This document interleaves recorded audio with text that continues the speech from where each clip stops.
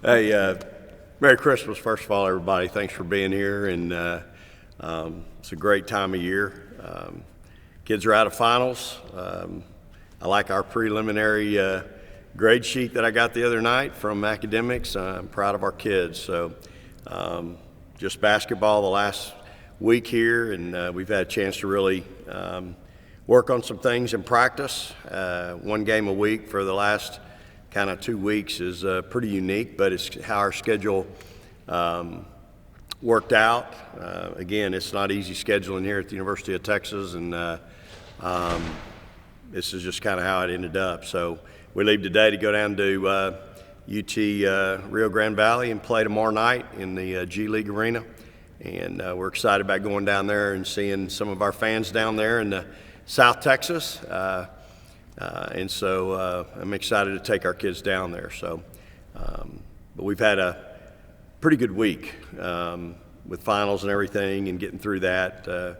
We've worked on some things, and then we'll take a little 5-day break at Christmas. Our kids have earned it; they deserve it. Really love how we're playing right now offensively. We still got some work to do defensively, but really like where our team is right now. So.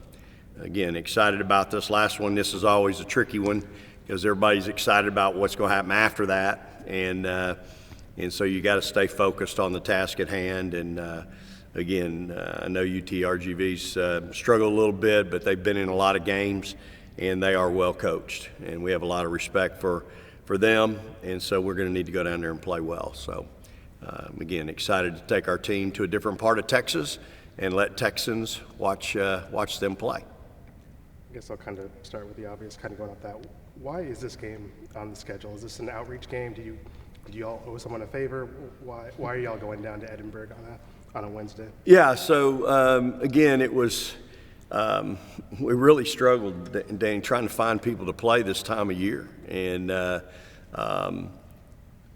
baseball goes down there and plays. Men's basketball's been down there to play. We have a lot of Longhorn fans in that part of the country that can't get up here to see us. And so if you'll remember, they came on short notice 2 years ago during COVID, and really appreciated them doing that. And then I think we played them here last year, if I'm not mistaken. And so just really felt like, it's an opportunity. When we bring them here, typically we give them a game guarantee. Now we go down there, maybe they can make some money off the gate. And so it's just a way to grow the game, really. Lots of programs won't do it. I've always been for it. We went to Jackson, Mississippi last year and played Jackson State. And, again, helping them, helping women's basketball grow the game. Maybe they can make some money off the gate. And so that's kind of where I'm at with this game in particular. Again, this is part of the University of Texas system. And some people, someone that we know down there. And again, we have a lot of fans down there. Our administration was pro for it.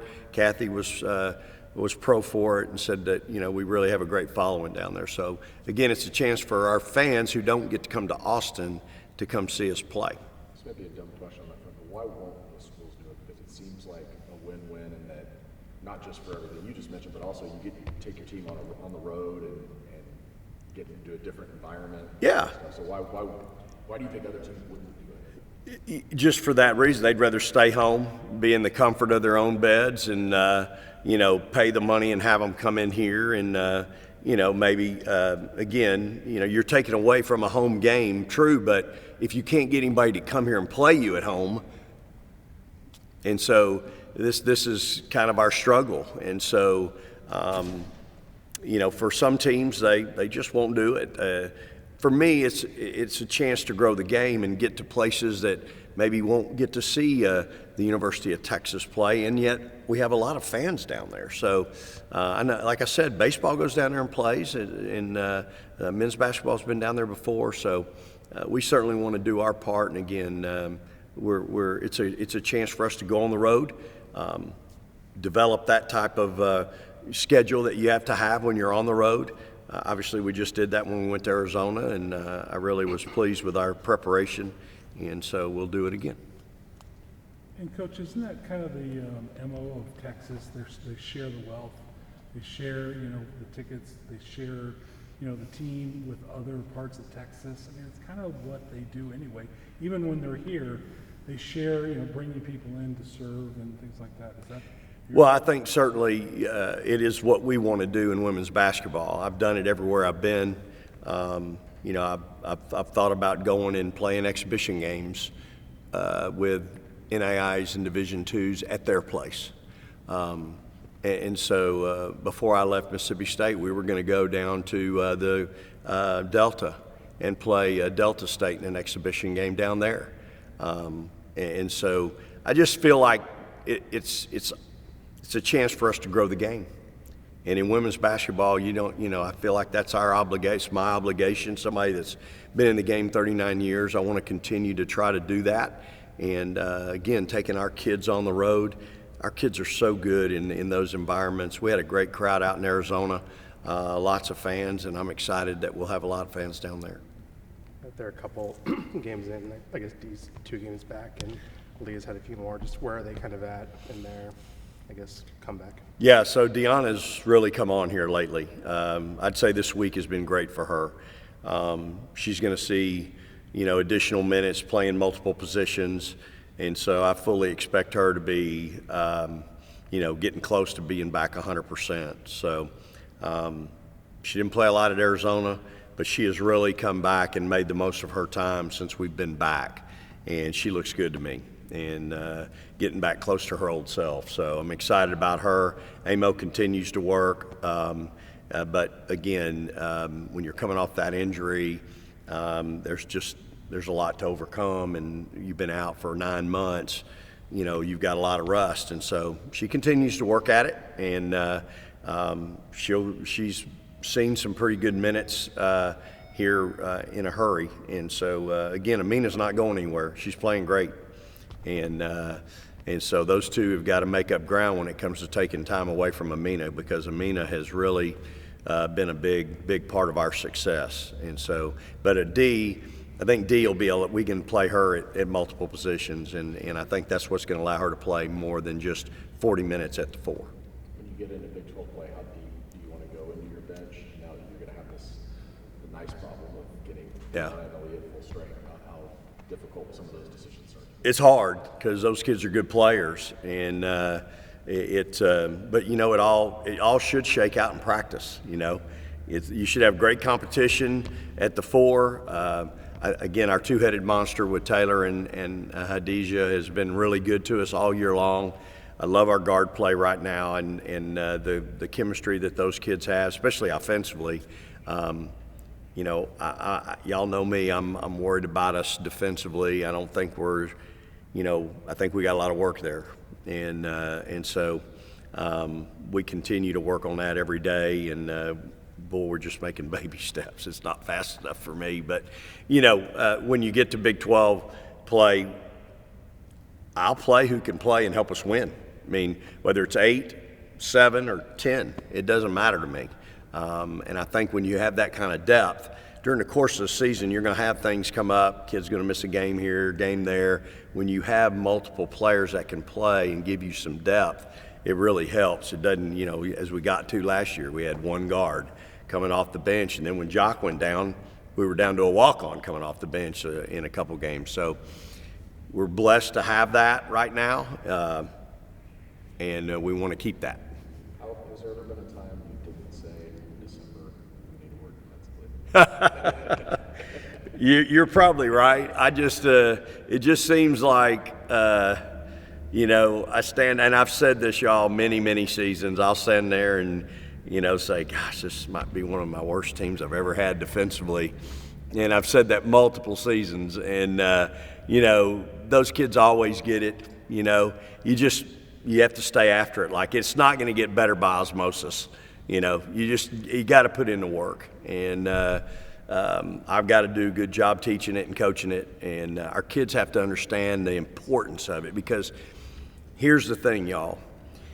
I know we're really good offensively. Like, we've got some really good offensive players. Y'all talk about it in baseball terms, pitching and hitting. What's better? Who wins that game? The great pitcher or the great hitting team? In my mind, I've been in those games where the great offensive team and the great defensive team, and 8 times out of 10, that defensive team wins that game. And I've usually had that team. And you can go back to the Maryland game of the Sweet 16. I mean, remember, Vic wasn't going to sleep for a week. He's going to lose his mind. They're going to hang 100 on him. They scored their 60th and 61st point with 0.3 of a second on the clock, and we won 64-61. So that's what's in my head. Right, wrong, or indifferent, I just can't get past it as a coach. Yet, man, I love the versatility and how we can attack people offensively. You can read all the analytics you want as an opposing coach, but it's going to be hard for you to deal with how we're doing it right now. I don't care if you know what the analytics are, and everybody does it. It's still hard to keep us from doing what we do well. And that's, when you're a coach, no matter what sport that is, that's what you want. It ain't about how big your playbook is what 4 or 5 plays, you know, when it comes down to that time and you've got to have a yard or a play or a 2-point bucket or whatever, what's that play? What play can you run? If I give that ball to a 5-player in the hole, I don't care that you make 5 moves. Like, I want to know what you can do for me in that instance. What move is your go-to move? And so for us, I think we've got, if we have to have a bucket, I think we can do a number of things pretty well. And so, again, I have that in my head about our defense, and it'll always be there. Coach, you had mentioned Taylor. She's been crushing it. Yeah. Gone to another level. What is she now working on now that she's reached she's crushing it? Yeah, I think defensively, just being a good helper. She's in a position to help us a lot and needs to be a little bit better helper. Boy, to start out the Arizona game like she was all over the place, just making plays, offensive rebounds, stick backs, shots, blocking shots.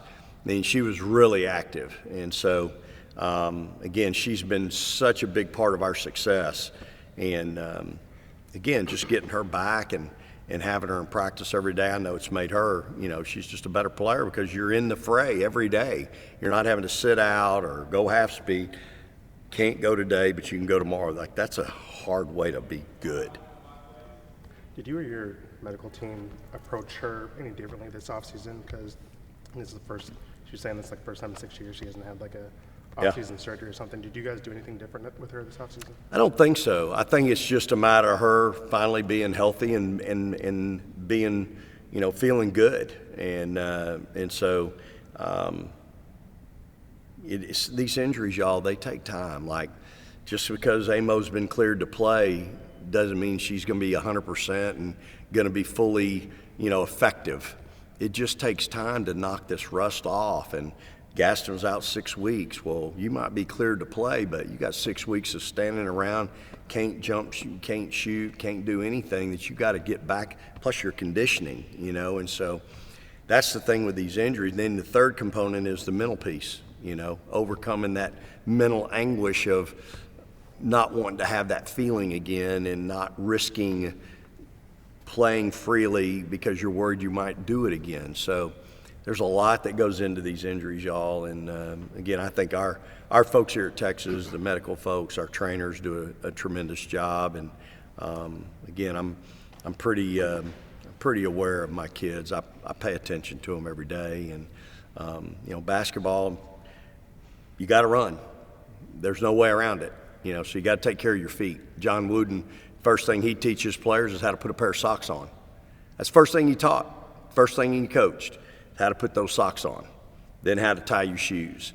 It's all important, and so for us, we feel the same way. And Zach does a great job with keeping our kids healthy and in recovery and those kinds of things. So it's all part of it. Is there anything? Man, let me tell you something about our volleyball team. I know y'all know it, but you talk about tough and resilient. Like, in my mind, those kids are tough, hard-nosed, and they are resilient. They had match point against Florida. They get past that, and ain't nobody touched them. They ain't even come close to playing like they've played. I've told y'all before, in the NCAA tournament, you got to get hot, and you got to have a little luck. And that team is playing their best in a dominating fashion right now. Like, if they kept playing, like, I'm not sure anybody could take a set off of them. They're that good. Skinner is that good. She is that much of a difference player. But then you take your eye off of somebody else, and they'll beat you. That freshman that's running the show, their point guard, their setter, like, she's not playing like that. She's not playing like one, but she's got 30-something games under her belt. Well, she's not a freshman anymore, y'all. She's been to the wars, but she's surrounded by a bunch of veteran kids that, as y'all saw in my tweet, they were the defending champions and they played like it. They had an edge, and they're still the defending champions. So for me and my kids, like, in those big games, like, it comes down to toughness and resilience. Everybody's good. Nebraska was good. They made them look terrible. Terrible. And they're really good. That's the second game they lost all year. Everybody's good this time of year. So it comes down to toughness and resilience. When another team makes a run, you stop it, and then you go make your run, and then you make it longer and longer and longer, and that's what they did. And so for me, watching them, and I told Jarrett that. I told him before they played the game, I said, this one will be about toughness and resilience. When we won it in 11, Carter will tell you, I talked to the team before we went out. It was about toughness and resilience. Those games are about that in my mind, and boy, that team is tough. They are, absolutely. And you know what? They are. Those kids are competitive. Like, they got a competitive spirit out there. And the last thing I'll tell you is they got chemistry. Like, they're together. You watch their huddles, y'all. They are tight.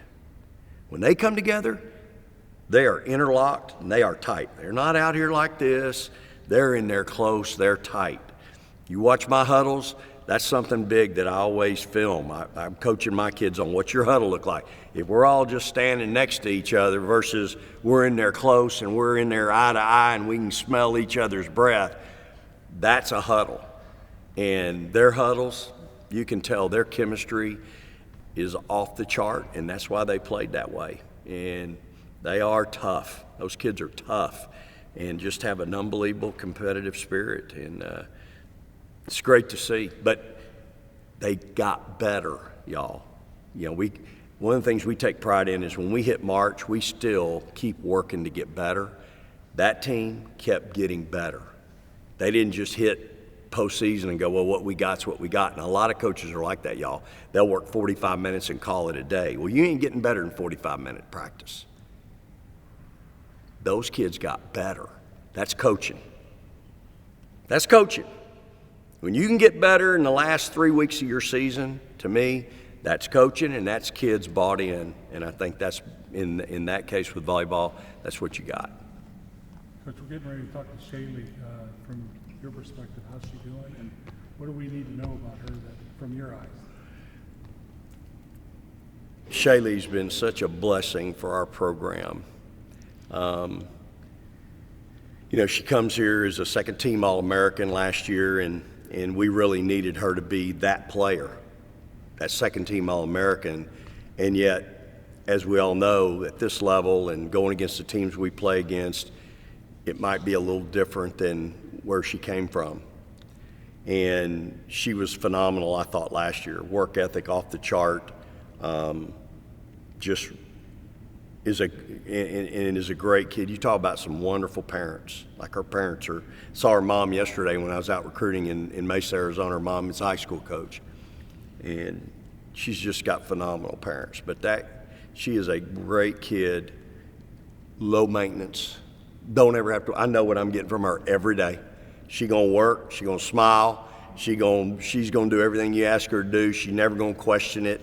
And so she's just been a real blessing to our program. And this year now, she's got a lot of help.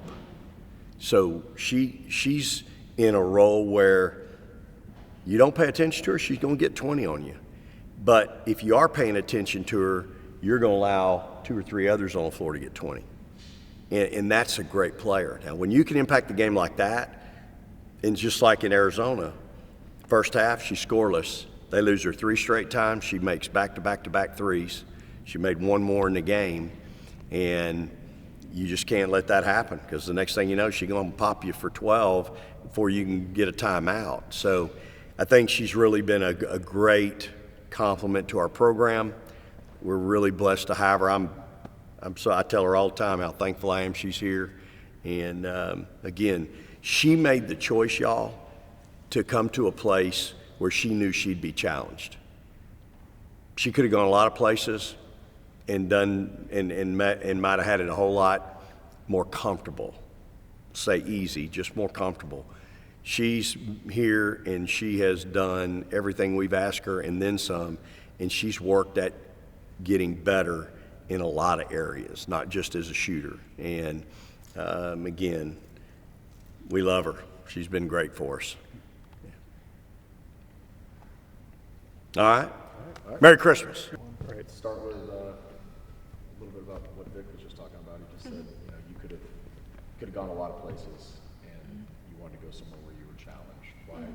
Why Texas? Like, what was it that made you decide this was the place, and what kind of impact do you think you've had since you've been? Yeah, so I had 2 extra years. I tore my ACL, so I got an extra year from that, and then COVID. And I had over like 60 schools wanting me, emails, calls, texts.